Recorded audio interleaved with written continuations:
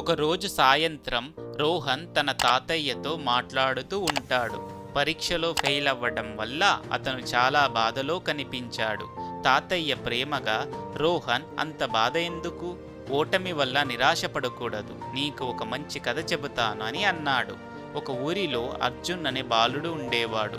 అతనికి తన ఊరికి ఎదురుగా ఉన్న ఒక ఎత్తైన పర్వతంపైకి ఎక్కాలని కోరిక.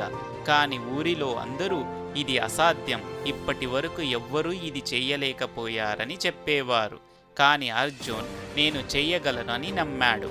అతను ఉత్సాహంగా ఎక్కడం మొదలుపెట్టాడు. కాని కొంత దూరం వెళ్ళాక జారి కింద పడిపోయాడు. ఊరిలో అందరూ నవ్వుతూ నీ వల్ల కాదయ్య బాబు, వదిలేయని అన్నారు. అర్జున్ వదలకుండా మరింత కష్టపడి శరీరాన్ని బలంగా మార్చుకున్నాడు. రెండోసారి మరింత జాగ్రత్తగా ప్రయత్నించాడు. కానీ ఈసారి భారీ తుఫాను వచ్చి అతన్ని కింద పడేలా చేసింది.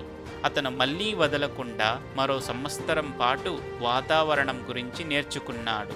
పర్వతంపైకి ఎక్కడానికి కావలసిన వస్తువులను సిద్ధం చేసుకున్నాడు.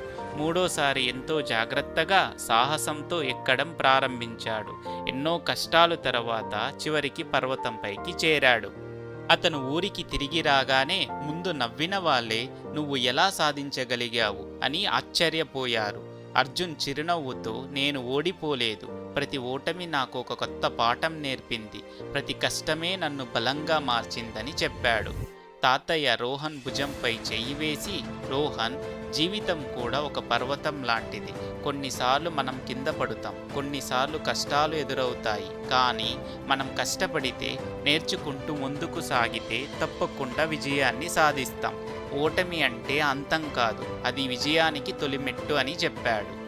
రోహన్ తన తాతయ్య మాటలను విని ఉత్సాహంగా ఇక నుంచి మరింత కష్టపడి విజయాన్ని సాధిస్తానని నిశ్చయించుకున్నాడు.